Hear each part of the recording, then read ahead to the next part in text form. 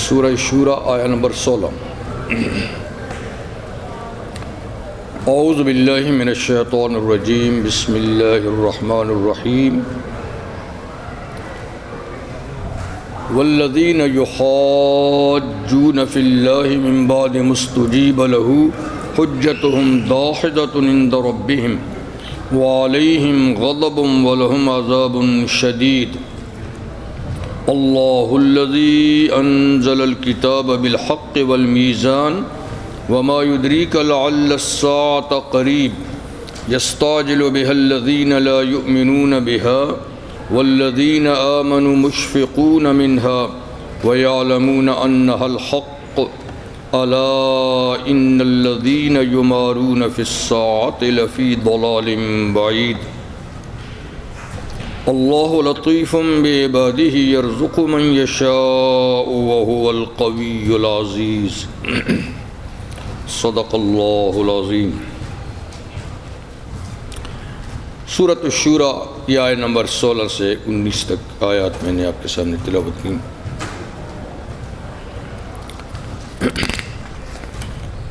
اس آیہ مبارکہ سے پہلے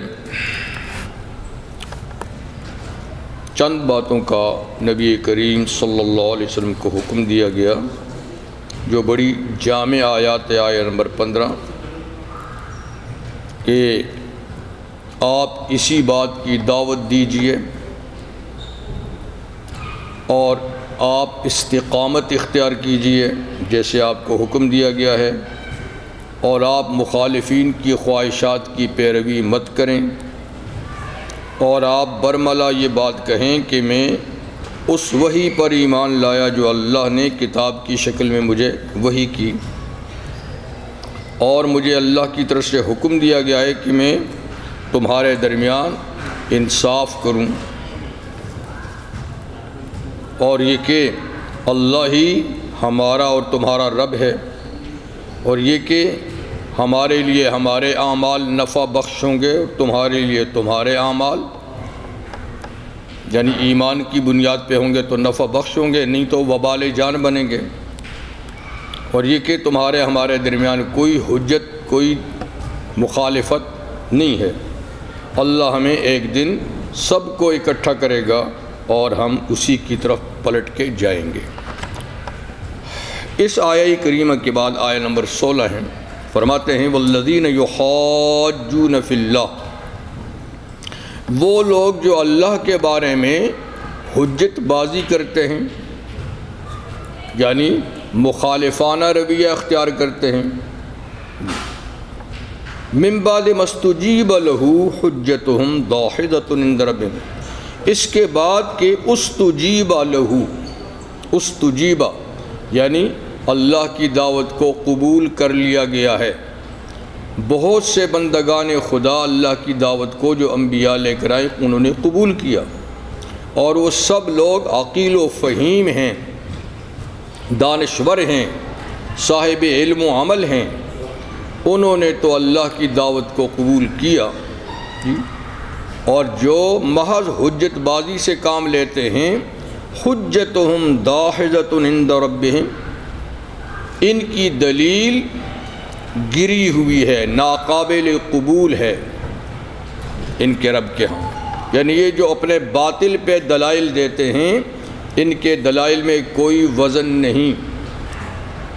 داحضہ کہتے ہیں جو چیز اپنی جگہ سے کھسک جائے اور چلی جائے ہٹ جائے، تو ان کی دلائل یعنی بالکل ناکارہ ہیں، وہ کسی قابل قبول حیثیت کو نہیں۔ وعلیہم غضب، اور مزید یہ کہ ان لوگوں پر خدا کا غضب ہے، ناراضگی ہے، اور ان کے لیے سخت ترین عذاب ہوگا۔ کون لوگ؟ جو اللہ کی دعوت کو قبول نہیں کرتے اور اللہ کے بارے میں محض بے بنیاد حجت بازی سے کام لیتے ہیں۔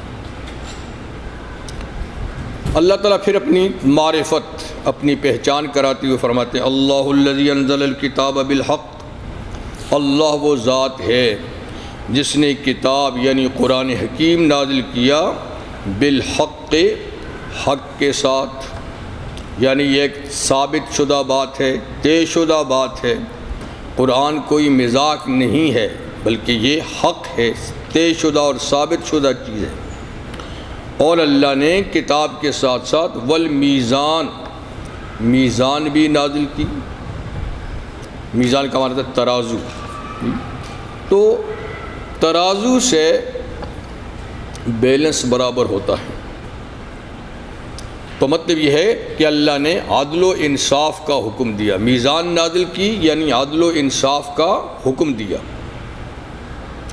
یہ بھی کہہ سکتے ہیں کہ میزان جس کو ہم میزان اور ترازو کہتے ہیں، وہ بھی اللہ نے نازل کیا، یعنی اس کو قائم رکھنے کا اللہ نے حکم دیا۔ یہ نہیں کہ کوئی ترازو وہاں سے بنا نیچے اترا،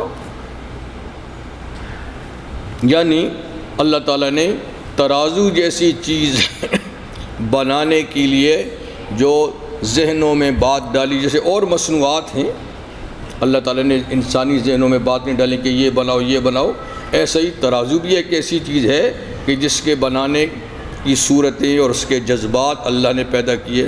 پھر میزان کی کئی قسمیں ہیں۔ شروع زمانے میں 2 پلڑے والا میزان ہوتا تھا جی، اور پھر زمانے نے ترقی کی تو آج دیکھیے کیسے کیسے میزان ہیں، جیب میں ڈالیں وہ بھی آ جاتا ہے جی، نمبروں سے آپ کو پتہ چلتا ہے کہ کتنا وزن ہے۔ تو یہ ترقی شدہ میزان کی شکلیں ہیں۔ سورۃ الرحمن میں بھی اللہ تعالیٰ میزان کا ذکر فرماتے ہیں کہ اللہ نے زمین و آسمان پیدا کیے، ووضع المیزان، اور اللہ نے میزان بھی رکھا اور حکم دیا اللہ تطغوا فی المیزان، کہ میزان میں یعنی ماپ تول میں کمی بیشی مت کرو، میزان میں یعنی ماپ تول میں کمی بیشی نہ کرو۔ تو جس طریقے سے مادی اشیاء میزان میں تولی جاتی ہیں، اس میں کمی بیشی ہو سکتی ہے، اس طرح غیر مادی اشیاء جو روحانی اشیاء ہیں یا جو اعمال ہیں، ان میں بھی میزان کا تعلق ہے۔ اگر ان ساری چیزوں کو اس طرح ادا کیا جائے جیسے ادا کرنے کا حکم ہے، تو جیسے آپ نے ماپ تول پورا کیا، اور اگر ان چیزوں میں آپ نے کمی بیشی کی تو جیسے آپ نے ڈنڈی ماری، میزان میں گڑبڑ کی۔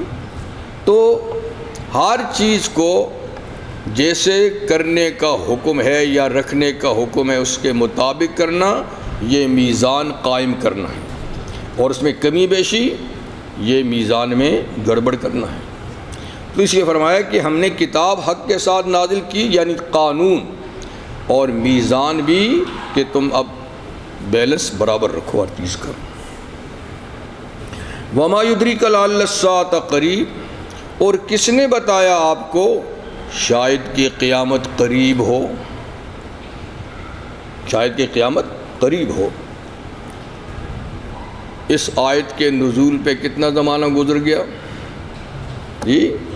یہ 15ویں صدی چل رہی ہے، 15ویں صدی چل رہی ہے، اچھا جی، اور اس وقت کہا کہ شاید کہ قیامت قریب ہو، اور اتنا عرصہ گزر گیا ہے، تو ہو سکتا ہے کہ ابھی پتہ نہیں کتنی صدیاں اور گزریں۔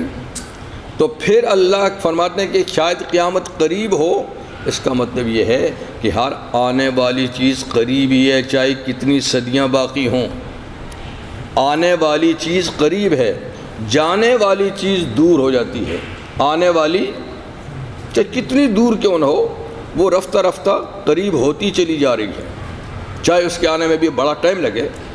تو جو چلی گئی وہ دور ہوگی، جو آ رہی ہے وہ قریب ہے۔ تو شاید کہ قیامت قریب ہو، یعنی جس کے بارے میں یہ لوگ سوالات کرتے ہیں کب ہوگی قیامت، کب ہوگا روز جزا، اور تمہیں کیا پتہ، شاید وہ قریب ہو، آ ہی رہی ہے۔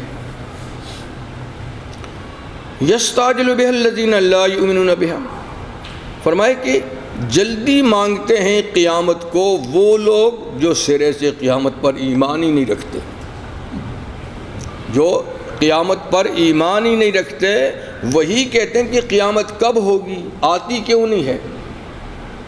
لیکن جو قیامت پہ یقین رکھتے ہیں وہ کبھی ایسا سوال نہیں کرتے، وہ تو خائف ہیں، ڈرتے ہیں، اور اس کی تیاری کرتے ہیں کہ ہم نے تیاری نہیں کی شاید آ جائے، تیاری نہیں کی شاید آ جائے۔ لیکن جو نڈر، بے خوف اور منکر ہیں ان کو جلدی پڑی ہے کہ یہ قیامت کب ہوگی کب ہوگی، مطلب کہ نہیں ہے۔ تو ایک تو قیامت کے بارے میں کب ہے یہ معاندانہ اور ضد کا سوال ہے جو منکر اور کافر کیا کرتے تھے، لیکن کبھی کبھی اہل ایمان بھی حضور سے پوچھتے تھے حضور متی الساعہ، قیامت کب ہوگی، کیا یعنی مسلمان بھی پوچھتے تھے، لیکن ان کا انداز سوال کا اور ہوتا تھا، ان کا استہزاء اور مذاق اڑانے کے طور پہ ہوتا تھا، یعنی کوئی قیامت وغیرہ نہیں ہے تو لاؤ۔ اہل ایمان یقین رکھتے تھے تو وہ بھی پوچھتے تھے کہ قیامت کب ہوگی۔ تو ایک سادہ منش صحابی نے ایسا ہی سوال کیا کہ حضور قیامت کب ہوگی؟ آپ نے ارشاد فرمایا تو نے کیا تیاری کی ہے جو پوچھتا ہے کب ہوگی؟ کچھ تیاری کی ہے اس کے لیے کہ پوچھتا کب ہوگی؟ تو اس نے وہی سادگی سے جواب دیا کہ حضور کوئی زیادہ اعمال کا ذخیرہ تو نہیں بنایا، کوئی بہت زیادہ نیکیوں کا سرمایہ تو میرے پاس نہیں، لیکن ہاں میں اللہ اور اس کے رسول سے محبت کرتا ہوں، اللہ اور رسول سے محبت کرتا ہوں، یہ میرا سرمایہ ہے، اسی کے بل بوتے پر میں پوچھتا ہوں، اس لیے کہ اللہ سے ملاقات قیامت سے پہلے نہیں ہو سکتی۔ تو میں پوچھتا ہوں قیامت کب ہوگی؟ جب ہم اپنے مالک سے ملاقات کریں گے، ٹھیک ہے نا؟ تو حضور نے ارشاد فرمایا کہ اچھا تمہیں اللہ اور اس کے رسول سے محبت ہے؟ جی بس یہی ہے سرمایہ میرا۔ تو فرمایا المرء مع من احبا، تو پھر یقین رکھو آدمی اسی کے ساتھ ہوگا جس سے محبت کرتا ہوگا۔ تو یہ بھی کوئی معمولی بات نہیں، بشرطے کہ محبت زبانی کلامی نہ ہو، سچی دل کے خلوص سے ہو، تو یہ بھی بڑی کارآمد چیز ہے، المرء مع من احبا۔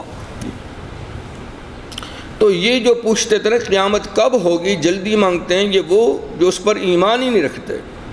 لیکن والذین آمنوا مشفقون منہا، وہ لوگ جو قیامت کے وقوع پر یقین رکھتے ہیں، ایمان رکھتے ہیں، وہ تو قیامت کے آنے سے ڈرتے ہیں۔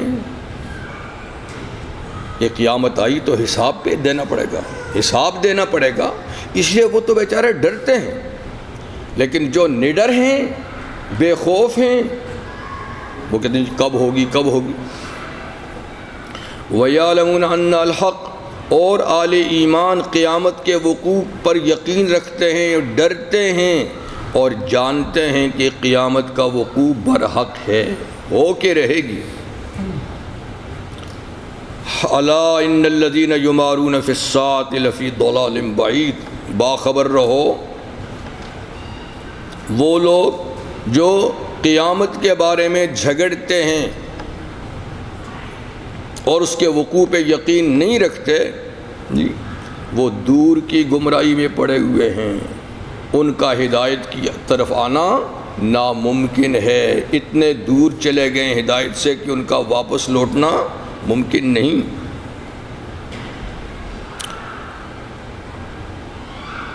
اللہ لطیف بعبادہ، یہ بھی اللہ تعالیٰ اپنی معرفت کراتے ہیں، اپنی پہچان کراتے ہیں۔ اوپر کہا تھا نا کہ اللہ وہ ہے جس نے کتاب نازل کی اور میزان نازل کی، اور یہاں فرماتے ہیں کہ اللہ لطیف بعبادہ، اپنے بندوں پر بے حد مہربان ہے، لطف و کرم والا ہے۔ لطیف اللہ کا نام ہے، صفتی نام، اور اس کے دو معنی ہیں۔ ایک معنی ہے باریک بین، باریک سی باریک چیز کو بھی دیکھنے والا، باریک سی باریک چیز کو بھی دیکھنے والا، اور ایک اس کا معنی ہے مہربان۔ تو یہاں مہربان والا معنی ہی زیادہ مناسب ہے۔ اللہ لطیف بعبادہ، اللہ اپنے بندوں پر بے حد مہربان ہے۔ تو دنیا میں اللہ کا لطف و کرم تو سبھی پر ہو رہا ہے، دوست پر دشمن پر، جی منکر پر مقر پر، نیک پر بد پر، سب پر ہی ہو رہا ہے۔ اس کی زمین سب کے لیے بچھی ہوئی ہے، اس کی زمین سب کے لیے غذا اگاتی ہے، بارش سب پہ برابر برستی ہے، سورج چاند سب پر طلوع کرتے ہیں، گرمی سردی، تو یہاں اللہ نے کوئی فرق نہیں رکھا کہ اس کا لطف و کرم اس پہ ہے اور اس پہ نہیں ہے۔ اس لطف و کرم میں جو تفاوت ہے، جو کمی بیشی ہے مادی لحاظ سے، وہ اللہ تعالیٰ کی حکمت کا ایک نتیجہ ہے کہ کسی کو آسائش کچھ تھوڑی سی زیادہ دی ہے، مال و دولت زیادہ دیا ہے، کسی کو کم دیا ہے۔ اس کی وجہ بھی اللہ تعالیٰ بھی آگے اس آیات میں بیان فرمائیں گے کہ ایسا کیوں کیا، لیکن یہ اس نظام کو چلانے کی ایک حکمت ہے۔ اچھوں کو بھی نوازا ہے، بروں کو بھی نوازا ہے، اچھے بھی ابتلا آزمائش میں، برے بھی ابتلا آزمائش میں ہیں۔ تو یہاں کوئی مذہبی لحاظ سے، قومی لحاظ سے، وطنی لحاظ سے اللہ نے فرق نہیں رکھا، ہر قوم میں اونچ نیچ رکھی ہے، اس کی علت آگے بیان کریں گے۔ اس طرح دنیا میں اللہ کا لطف و کرم سب پہ عام ہے۔ یرزق من یشاء، اسی لطف و کرم کے نتیجے میں جس کو چاہتا ہے روزی دیتا ہے۔ یوں تو روزی سب کو دیتا ہے، لیکن یہاں روزی کا مطلب ہے وسعت سے روزی دیتا ہے، جس کو چاہتا ہے کھلے عام وسیع روزی دیتا ہے بغیر حساب۔ جی، اور جیسے دوسری جگہ میں کہ وَيَقْدِرْ، جس کو چاہتا ہے ماپ تول کے دیتا ہے، ماپ تول کے دیتا ہے۔ وَهُوَ الْقَوِيُّ الْعَزِيزُ، اور اللہ طاقتور ہے اور سب پر غالب ہے، طاقتور ہے اور غالب ہے۔ اللہ جو فیصلہ صادر کرتا ہے کوئی اس کے فیصلے کو چیلنج نہیں کر سکتا، تو اللہ اپنے فیصلے یوں ہی نافذ کرتا ہے، یوں ہی دنیا میں نافذ کرتا ہے۔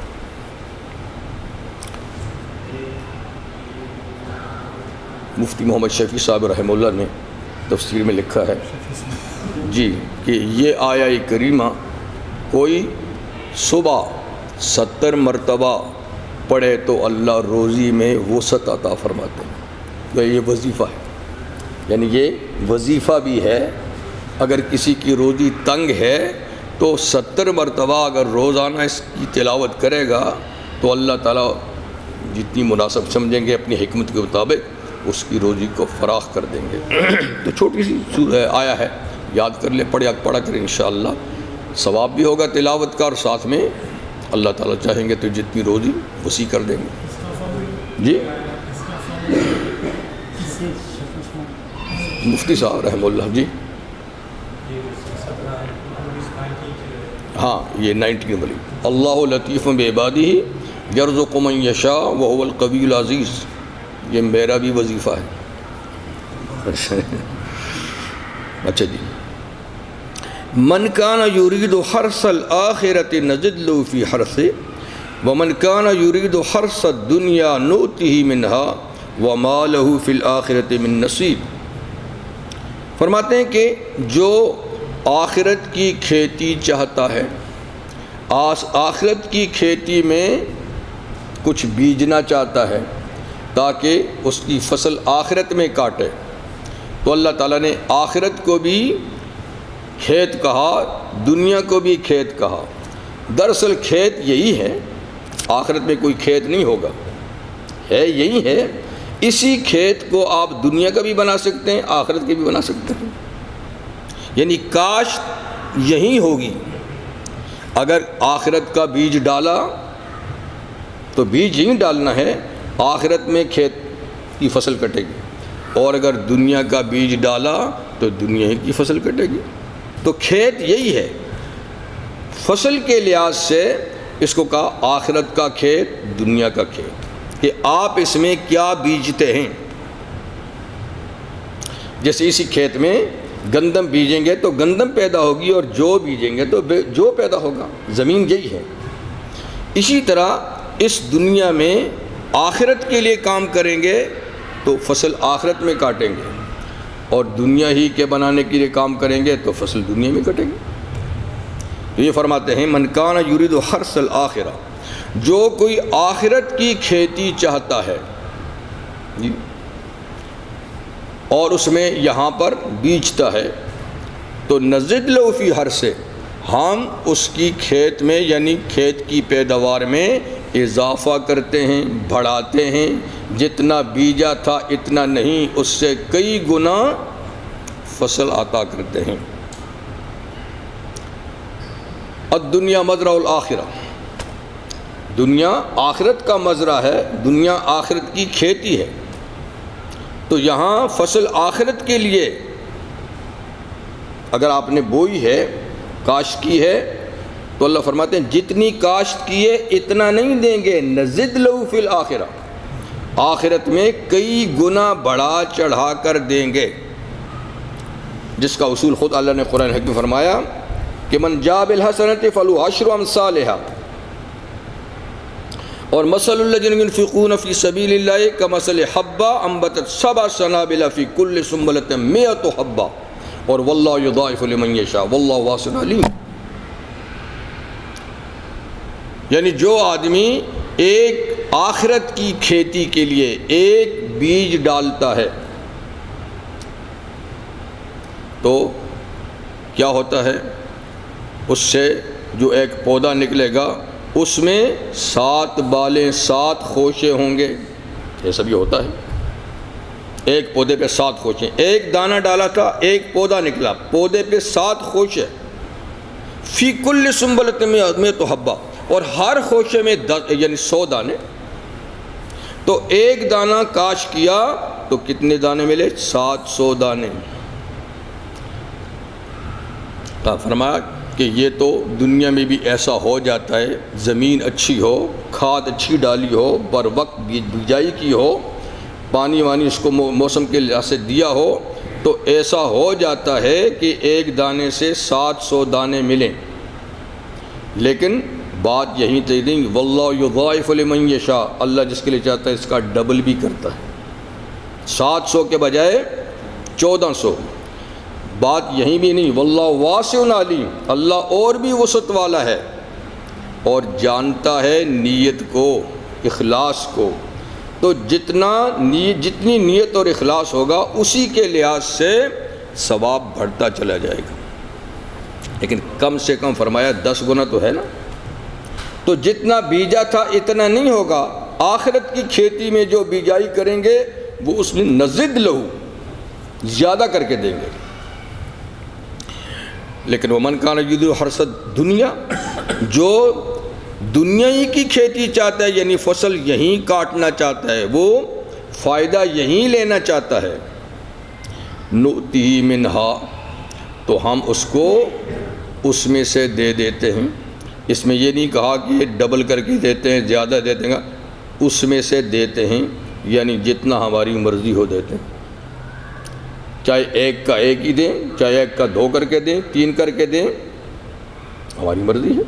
لیکن اس کے لیے کوئی قاعدہ کلیہ نہیں ہے کہ ایک بیج پر کتنا دیں گے۔ آخرت کی کھیتی کے لیے قاعدہ ہے 10 گنا سے شروع کریں گے اور بے انتہا۔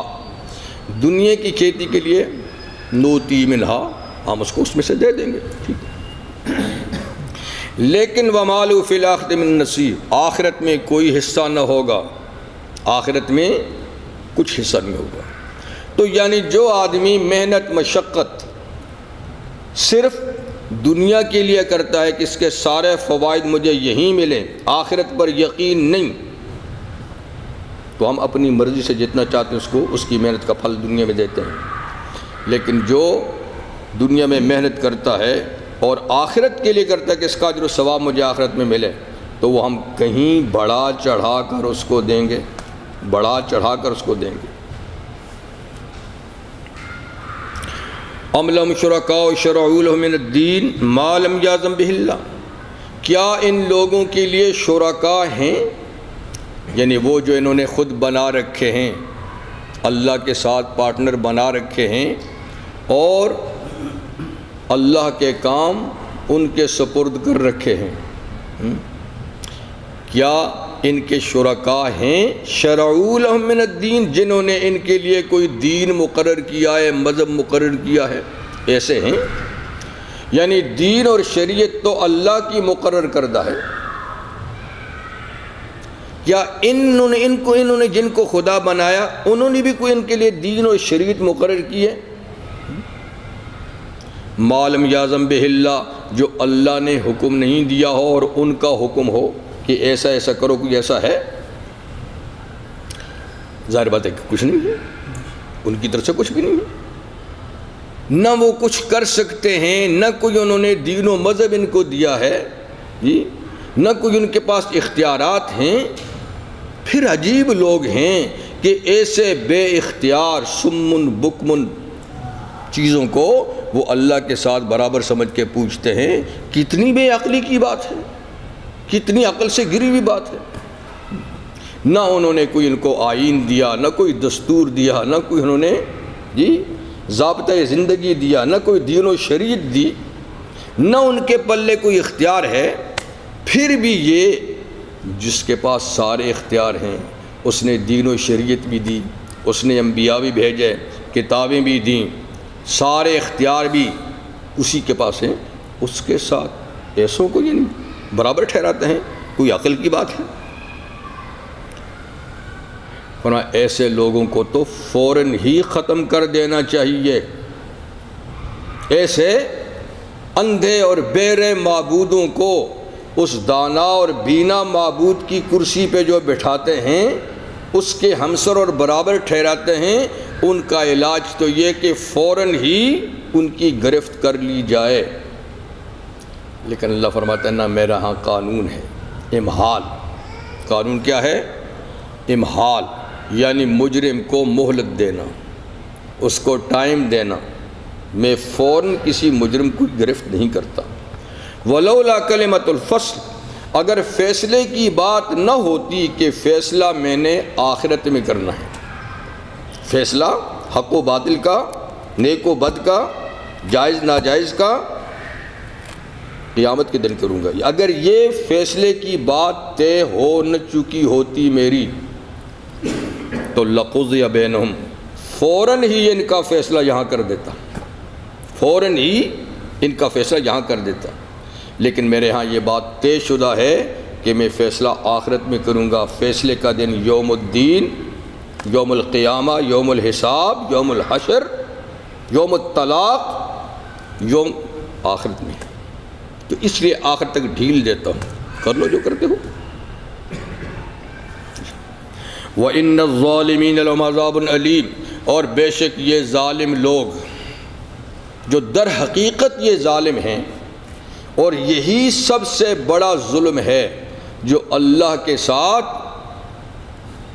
ان کو یعدلون یعنی برابر ٹھہرانا، اللہ کے اختیار خود ان میں تقسیم کرنا، اس سے بڑا ظلم کیا ہے؟ تو دوسری آیت میں فرمایا والکافرون هم الظالمون، کافر ہی در حقیقت بڑے ظالم ہیں، کفر سب سے بڑا ظلم ہے۔ ان الشرک لظلم عظیم، شرک ظلم عظیم ہے، اس سے اوپر کوئی ظلم نہیں ہے جتنا شرک اور کفر ظلم ہے۔ تو آج چھوٹی چھوٹی باتوں کو تو ہم کہتے ہیں فلانا بڑا ظالم ہے، ہمارے حقوق پہ کوئی دست درازی کرے تو ہم بفر جاتے ہیں، بڑا ظالم ہے، بے انصاف ہے، بہت کچھ۔ اور جو اللہ کے حقوق پہ ڈاکے ڈالتا ہے اس سے پیار اور محبت ہے، پھر اس کو ہم بڑی آسانی سے ہضم کر لیتے ہیں۔ اور جی ان کا مذہب ہے، رہنے دو، ٹھیک ہے ان کا مذہب ہے، رہنے دو، لیکن دل میں کیا سمجھتے ہیں ان کو؟ اگر دل میں ان سے محبت پیدا ہو گئی تو پھر تو ایمان خطرے میں ہوا۔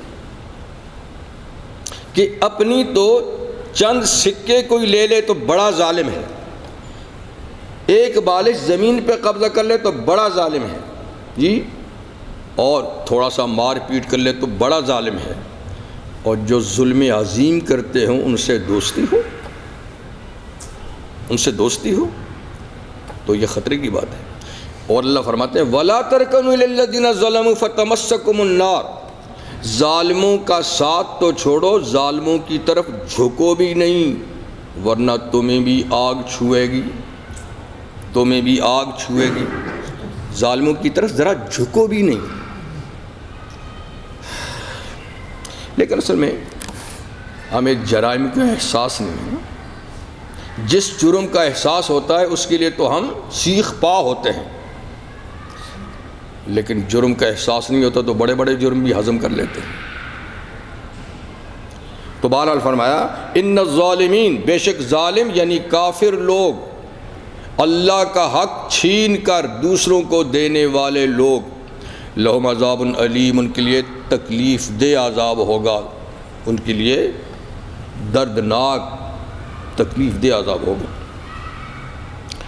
تری الظالمین مشفقین مما کسبوا، آپ ظالموں کو دیکھیں گے، تو یہاں ظالم سے مراد کافر، اچھا ظلم کی آخری حد والے، آپ ظالموں کو دیکھیں گے مشفقین مما کسبوا، جو انہوں نے دنیا میں عمل کیے، کرتوت کیے، اس سے ڈر رہے ہوں گے قیامت کے دن۔ آج تو قیامت کو نہیں مانتے، مذاق اڑاتے ہیں اس کا، کب ہوگی، اور جب وقوع ہوگا اس کا تو پھر ان کی حالت دیکھنے کی ہوگی، ان پہ کپ کپی طاری ہوگی، ڈر رہے ہوں گے اس سے جو دنیا میں انہوں نے ظلم کے کام کیے۔ لیکن وہ واقع بہم، وہ ان کا عمل ان پر واقع ہو کے رہے گا، یعنی اس کی سزا ان پہ واقع ہو کے رہے گی، اور محض ڈرنے سے وہ بچ نہیں سکیں گے۔ والذین آمنوا وعملوا الصالحات، ان کے مقابلے میں وہ لوگ جو اللہ اور اس کے رسول اور دیگر ایمانیات پر ایمان لائے، وہ لوگ جو ایمان لائے، جن جن چیزوں پر ایمان لانا ضروری ہے، کیا ہے؟ آمنت باللہ وملائکتہ وکتبہ ورسلہ والیوم الآخر والقدر خیر وشر من اللہ تعالی، یہ بڑے ارکان ہیں ایمان کے۔ اس کے علاوہ پھر ان سے ان کے متعلقات اور بھی ہیں، جنت پہ ایمان، دوزخ پہ ایمان، حشر پہ ایمان، میزان پہ ایمان، یہ ساری چیزیں عالم غیب کی، ٹھیک ہے نا۔ تو وہ لوگ جو ایمان لائے، یعنی ساری ایمانیات، ایمان والی چیزوں پر ایمان لائے، وعمل الصالحات، پھر ایمان کے تقاضے پورے کیے اور انہوں نے نیک کام کیے۔ یہ نیک کام کیا ہیں؟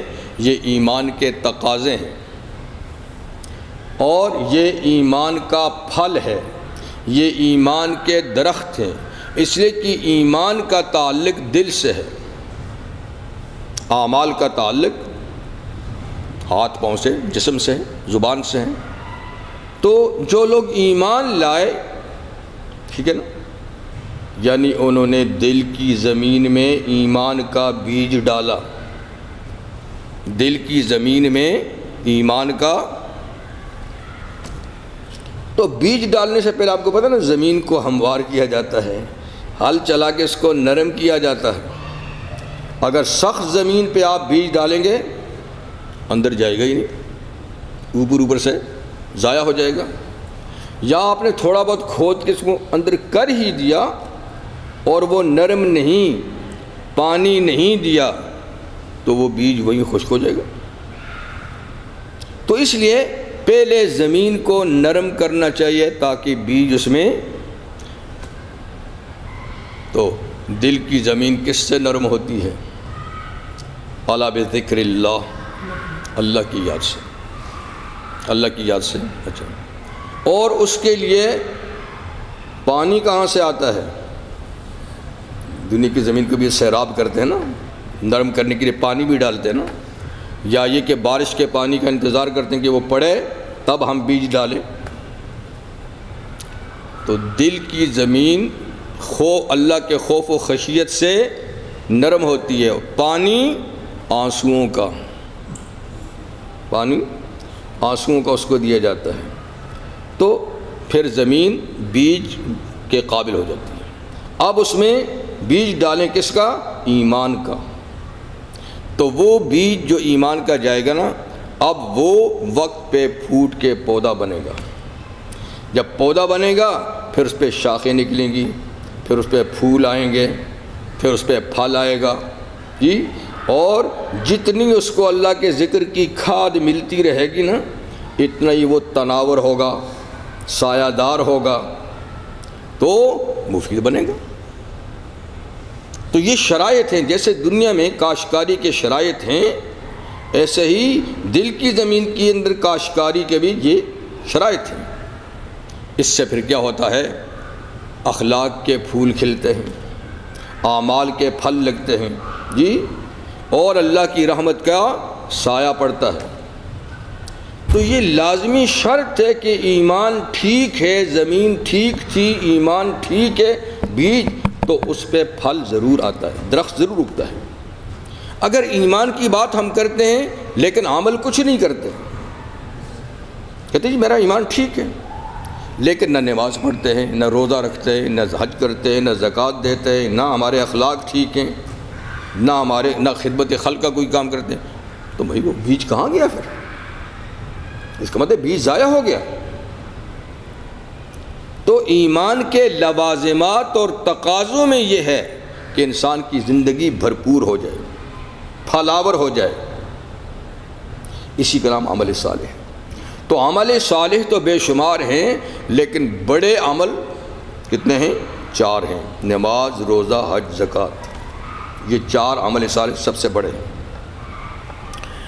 تو جن لوگوں نے ایمان لائے اور عمل صالح کیے، یہ کہاں ہوں گے؟ فی روضات الجنات، یہ باغات کے، جنت بھی باغ کو کہتے ہیں اور روضہ بھی اصل میں باغ کو کہتے ہیں۔ روضہ اصل میں کہتے ہیں پھولوں کا باغ، اور جنت کہتے ہیں پھلوں پھولوں سب کا باغ، یعنی جس میں پھل بھی ہیں، پھول بھی ہیں، ہر طرح کی۔ اور روضہ یہ صرف جہاں پھول کھلتے ہیں، پھول وغیرہ، اس کو کہتے ہیں، لیکن یہاں دونوں کا ایک ہی معنی ہے۔ روضات الجنات کا معنی یعنی جنت میں ہوں گے۔ لہم ما یشاؤون عند ربہم، یہ نہیں کہ صرف جنت میں چلے جائیں گے اور اس جنت میں ان کو مالی کا کام کرنا پڑے گا، درختوں کو سینچنا ہوگا جی، کیاریاں بنانی ہوں گی، کھاد ڈالنی ہوگی، پانی دینا ہوگا، تب کہیں جا کے نہ فرمائے یہ اور باغ ہے، دنیا کا باغ نہیں۔ لہم ما یشاؤون، وہاں سب چیزیں پہلے سے تیار ہوں گی، اور جو ان کے جی میں آئے گا وہ ان کو ملے گا۔ جی میں کہنے کی بھی ضرورت نہیں، زبان ہلانے کی بھی ضرورت نہیں، جو دل میں آئے گا کہ یہ چیز ہونی چاہیے وہ اسی وقت اس کے سامنے پیش ہوگی۔ رحمت عالم صلی اللہ علیہ وسلم کے ارشاد ہے، بخاری شریف کے اندر واقعہ ہے، ایک صحابی نے پوچھا کہ حضور اگر کسی کا جی چاہے کہ میرا کھیت ہو، اس میں فصل ہو، فصل کٹے جی، اور پھل یعنی فصل کا ڈھیر لگے، تو حضور نے فرما کر کسی کی یہ خواہش، پہلے تو یہ نکمی خواہشیں ہوئیں گی نہیں، جنت پاکیزہ جگہ ہے تو پاکیزہ خیالات ہوں گے، یہ فضولیات مادی دنیا کے یہ خیال نہیں ہوں گے۔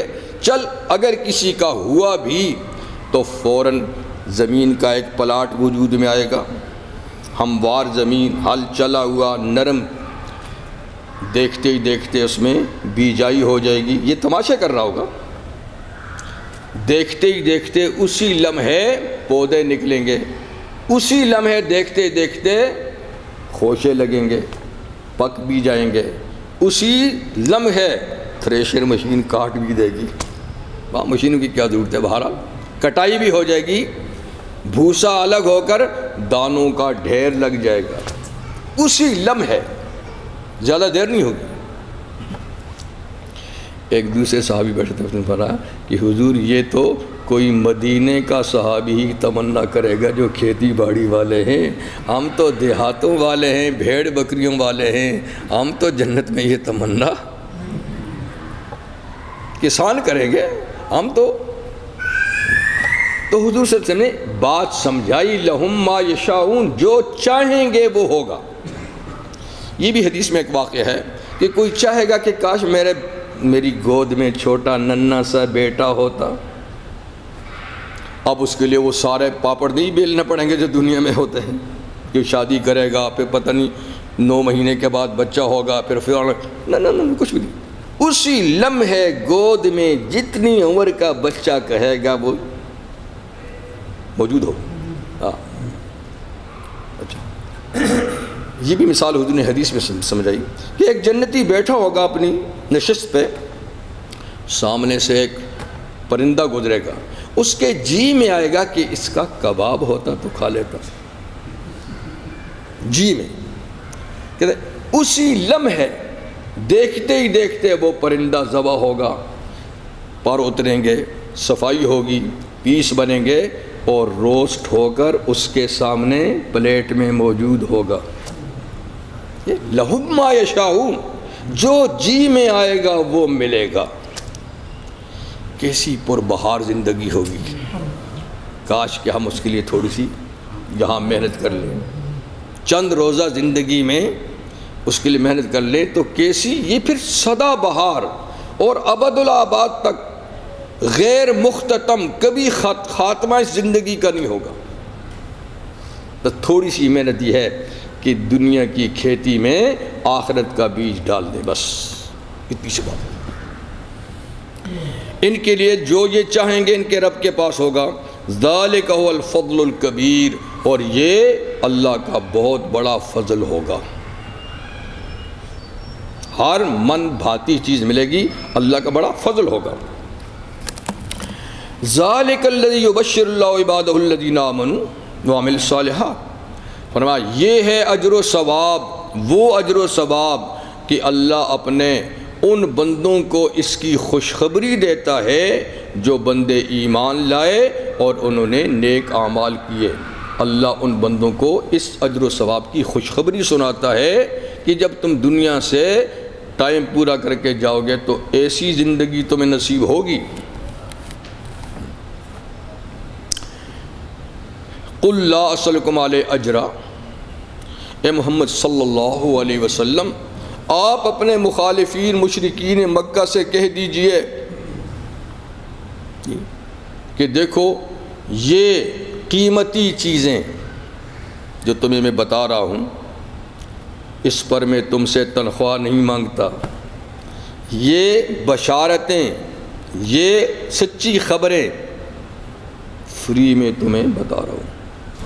قل لا اسألکم علیہ اجرا، آپ کہہ دیجئے میں تم سے اس پر کوئی اجر، کوئی بدلہ، کوئی مزدوری، کوئی تنخواہ نہیں مانگتا، اور تمہارے فائدے کی سراسر باتیں کہہ رہا ہوں۔ ہاں ایک چیز کا مطالبہ کرتا ہوں، ایک چیز کا، وہ یہ الا المودۃ فی القربہ، مگر قرابت کی محبت کا ضرور کہتا ہوں کہ اس کا تو لحاظ کرو نا۔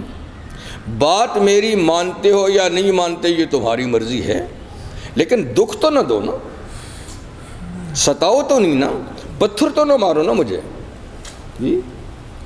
گالیاں تو نہ دو نا، تو کم از کم تمہارا رشتہ دار ہوں اس کا تو خیال کرو نا۔ الا المودۃ فی القربہ، مگر قرابت کی جو محبت ہوتی ہے فطرتی ہوتی ہے، رشتہ داری کی محبت فطرتی ہوتی ہے، سب دنیا رشتہ داروں سے محبت کرتی ہے، ان کو دکھ نہیں پہنچاتی، اس کا تو کم از کم لحاظ کرو نا، تمہارا قریشی بھائی تو ہوں نا، اور تمہارے خاندانوں میں میری رشتہ داری ہے، اس کا تو لحاظ کرو نا، مجھے ستاؤ نہیں، یہ مطلب مجھے ستاؤ نہیں۔ وَمَنْ يَقْتَرِفْ حَسَنَةً نَزِدْ لَهُ فِيهَا حُسْنًا، جو آدمی دنیا کے اندر نیکی کمائے گا، اقتراف کا معنی ہوتا ہے کمانا، جو کوئی نیکی کمائے گا نزد لہو فیہا حسنا، ہم اس کے لیے اور بھی زیادہ نیکی میں اضافہ کریں گے۔ ایک تو ثواب کا اضافہ ہے نا، وہ تو ہے ہی نا، ایک نیکی کا کئی گنا، اور ایک یہ کہ ہم اور بھی زیادہ اس کی نیکی میں اضافہ کریں گے، یعنی جب آدمی نیکی کرے گا نا تو اللہ دوسری نیکی کی توفیق دیں گے، دوسری نیکی کی توفیق، یہ بھی نیکی میں اضافہ ہے۔ تو یہ بھی اللہ تعالیٰ کا ایک قانون ہے کہ جو آدمی قدم بڑھاتا ہے اللہ اس کے قدم کو اور بڑھاتے ہیں اور بڑھاتے ہیں، جو نیکی کرتا ہے اللہ دوسری نیکی کی توفیق دیتے ہیں، تیسری کی توفیق دیتے ہیں، یہ سلسلہ بڑھتا چلا جاتا ہے جی۔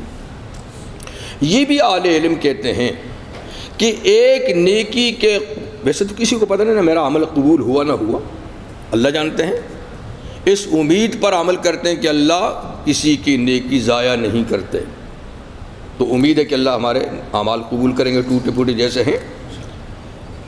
لیکن ایک نشانی بھی حضور نے بتائی ہے نیکی کے قبول ہونے کی، وہ یہ ہے کہ ان من جزائے الحسنۃ الحسنۃ بعدہ، یعنی نیکی کی نقد جزا یہ ہے کہ اس کے بعد دوسری نیکی کی توفیق مل جاتی ہے۔ تو جب دوسری نیکی کی توفیق مل جاتی ہے تو یہ نشانی ہے کہ پہلی اللہ نے قبول کر لی ہے، اور اگر نیکی کے بعد کسی نے برائی کر دی یہ نشانی ہے کہ پہلی قبول نہیں ہوئی۔ تو نیکی کے بعد نیکی پہلی نیکی کی قبول ہونے کی نشانی ہے، اس کے بعد دوسری کی تو دوسری کی قبول ہونے کی نشانی ہے۔ تو یہ بھی ایک طرح کا اضافہ ہے، ٹھیک ہے۔ یہ بھی تو جو نیکی کرتا ہے نزد لہ فیہ حسنہ، ہم اس کی نیکی میں اور اضافہ کرتے ہیں اور توفیق دیتے ہیں۔ ان اللہ غفور شکور، بے شک اللہ بہت بخشنے والا ہے اور بندوں کے اعمال کی قدر کرنے والا ہے۔ شکور جی بہت قدر کرنا، غفور بھی مبالغہ، شکور بھی مبالغہ، بہت بخشنے والا ہے۔ ذرا سی بندہ اللہ کی توجہ کرے اللہ سب کچھ معاف کر دیتے ہیں، پر خلوص سے، اور چھوٹا سا بھی عمل کرتا ہے اللہ بہت بڑا کر کے قبول کرتا ہے، بہت بڑا۔ جیسے حضور صلی اللہ علیہ وسلم نے فرمایا کہ جو آدمی خلوص دل سے بغیر ریاکاری کے خلوص دل سے حسب توفیق آدھی کھجور کا دانہ، پورا کھجور نہیں، آدھی کھجور کا دانہ اللہ کے لیے صدقہ دیتا ہے، فرماتے ہیں اس آدھے کھجور کی اللہ اس طرح دیکھ بھال کرتے ہیں، پرورش کرتے ہیں، تربیت کرتے ہیں، فرمایا جس طرح تمہاری گھوڑی نے بچہ دیا ہو تو تم اس بچے کی پرورش کرتے ہو، دیکھ بھال کرتے ہو، اور کرتے کرتے وہ گھوڑا ہو جاتا ہے، بچہ گھوڑا ہو جاتا ہے۔ اللہ اس آدھے پیس کی اتنی تربیت کرتے ہیں کہ وہ احد پہاڑ بن جاتا ہے۔ تو قیامت کے دن آپ کا آدھا چھوارے کا دانہ پہاڑ کی شکل میں پیش کریں گے، یا اللہ میں نے تو اتنا سا پیس دیا تھا، کہا یہ میں نے تربیت کر کے اتنا کر دیا۔ یہ ہے شکور، اللہ بندوں کے عمل کی قدر کرتے ہیں، اس کو بڑھاتے رہتے ہیں۔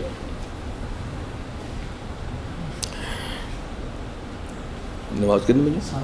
9:30۔ اب تو قریب بیٹھے ہیں، تھوڑا سا پڑھ لیتے ہیں۔ ام یقولون افترا، بلکہ یہ لوگ حقائق سے بھرپور اللہ کی اس کتاب کی تعلیمات کے بارے میں کیا کہتے ہیں؟ یہ اللہ کی باتیں نہیں ہیں۔ افترا علی اللہ، محمد صلی اللہ علیہ وسلم نے معاذ اللہ اللہ پر خود گھڑ کے لگا دی ہیں، خود یہ باتیں کرتے ہیں، پھر کہتے ہیں اللہ نے یہ وحی بھیجی ہے، لیکن اللہ نے نہیں کہا، یہ خود بنا کر کہتے ہیں اللہ نے ایسا کہا۔ افترا علی اللہ کذبا، معاذ اللہ ثم معاذ اللہ، نقل کفر نہیں ہوتا، کہتے ہیں اللہ پر اس نے جھوٹ باندھ لیا ہے، اللہ نہیں۔ اچھا جی، اللہ تعالیٰ فرماتے ہیں ہاں یہ مجھ پہ جھوٹ بولیں گے کیا، میں کیا ان کو جھوٹ بولنے دوں گا بھی؟ فَإِن يَشَإِ اللَّهُ يَخْتِمْ عَلَىٰ قَلْبِكَ، اگر کوئی ایسی بات ہو جو ممکن نہیں ہے، فرض کرو، فرض کہ محمد صلی اللہ علیہ وسلم کوئی بات کہہ کے میرے ذمے لگائیں، یہ فرض کرو، تو فَإِن يَشَإِ اللَّهُ، اگر اللہ چاہے گا، يَخْتِمْ عَلَىٰ قَلْبِكَ، اے محمد صلی اللہ علیہ وسلم آپ کے دل پہ اللہ مہر لگا دے گا، سیل لگا دے گا، آپ کو چلنے ہی نہیں دے گا۔ یہ کیسی باتیں کرتے ہیں کہ آپ آیتیں بنا کے میرے ذمہ لگائیں اور میں چھوٹ دے دوں؟ نہیں، ایک بات بھی میری کہی ہوئی آپ نہیں کہیں گے، خود کہہ کے میرے ذمہ لگائیں گے، میں چلنے ہی نہیں دوں گا یہ گاڑی۔ یختم علی قلبک، دوسری صورت میں ہے وَلَوْ تَقَوَّلَ عَلَيْنَا بَعْضَ الْأَقَاوِيلِ، اگر کچھ باتیں یہ بنا کر میرے ذمہ لگائیں، تقول کہتے ہیں نا خود بنا کر، اگر یہ خود بنا کر میرے ذمہ لگائیں بعض الاقاویل، بعض باتیں، لَأَخَذْنَاهُ بِالْيَمِينِ، ہم ان کا دایاں ہاتھ پکڑ لیں گے، ثُمَّ لَقَطَعْنَا مِنْهُ الْوَتِينَ، پھر ان کی رگیں جان کاٹ دیں گے۔ یہ کیسی بات تم کرتے ہو؟ ہم ان کو چلنے ہی نہیں دیں گے، یہاں فرمایا کہ ان کے دل پہ مور لگا دیں گے، سیل لگا دیں گے۔ وَيَمْحُ اللَّهُ الْبَاطِلَ، اور وہ جو باطل بات کہی ہو بالفرض اس کو فوراً مٹا دیں گے اور آپ کو آگے چلنے دیں گے ہی نہیں۔ وَيُحِقُّ اللَّهُ الْحَقَّ، اور جو حق بات ہے اللہ اس کو پھر ثابت کر دے گا، باطل کو مٹا دے گا اور حق بات کو ثابت کر دیں گے بکلماتی، اپنے کلمات سے، اپنی وحی سے۔ اِنَّهُ عَلِیمٌ بِذَاتِ الصُّدُورِ، اللہ جانتے ہیں سینے والوں کو، ان کے سینے میں راز کیا ہیں وہ بھی جانتے ہیں، چہ جائے کہ وہ بات کہیں، ابھی بات دل میں ہے اس کو بھی جانتے ہیں، چہ جائے کہ وہ کہیں تو نہیں۔ وَهُوَ الَّذِي يَقْبَلُ التَّوْبَةَ عَنْ عِبَادِهِ، اور اللہ ہی وہ ذات ہے جو بندوں سے توبہ قبول کرتے ہیں۔ توبہ کا معنی رجوع، یعنی کوئی بندہ بھٹک جائے، غلط رستے پہ جائے، پلٹ کے آ جائے، اللہ اس کو قبول کر لیتے ہیں۔ اللہ تو ہزار ماؤں سے زیادہ شفیق ہیں۔ ایک ماں کا بچہ بھی بگڑ کے چلا جائے اور وہ اس کو دھکا دے کر دروازے سے باہر کر دے اور دروازہ بند کر دے کہ جا تو نے تنگ کر دیا مجھے، اور وہ گلی کوچوں میں گھومے، کوئی اس کے لیے دروازہ نہ کھولے تو پھر کہاں آتا ہے؟ پہلے تو غصے سے نکل جاتا نا، ماں نے دھکا دیا، غصے سے نکل گیا، گلی میں پھرا، دستک دی، کسی نے دروازہ نہیں کھولا، آخر پلٹ کے کدھر آتا ہے؟ وہیں آ کر سر رکھ کے رونے لگ جاتا ہے۔ پھر وہی دھکا دینے والی ماں اس کے لیے دروازہ کھولتی ہے، اس کو سینے سے لگاتی ہے، کہتا ہے دیکھا نا کوئی جائے پناہ تھی، تو مجھے تنگ کرتا تھا، کسی نے تجھے قبول کیا؟ تو پھر بھی تانا دے کے ساتھ لگاتی ہے نا، یہاں تو تانا بھی نہیں ہے۔ 100 سال بگڑا رہا، پھرتا رہا، جی ایک دن کہا یا اللہ، تو اللہ کہتے آ جا، آ جا، خلوص سے آ جا۔ یقبل التوبۃ عن عبادہ ویعفو عن السیئات، اور اللہ گناہوں کو معاف کر دیتے ہیں۔ ساری زندگی جو کرتا رہا، کرتوت کرتا رہا، بس ایک توبہ سے، 2 آنسوؤں سے صفائی کر دیتے ہیں، جیسے کچھ ہوا ہی نہیں۔ وَيَعْلَمُ مَا تَفْعَلُونَ، اور اللہ جو تم کرتے ہو جانتے بھی ہیں کہ کتنے بڑے بڑے کرتوت کیے، بڑے بڑے گناہ کیے، جانتے بھی ہیں، لیکن اللہ کے عفو و کرم کے سامنے کوئی گناہ بڑا نہیں ہے، کوئی گناہ بڑا نہیں ہے۔ بس یہ کر دیں پھر ٹائم زیادہ ہو جائے گا، جی انشاءاللہ۔ سبحانک اللہم وبحمدک، اشہد ان لا الہ الا اللہ، استغفرک و اتوب الیک۔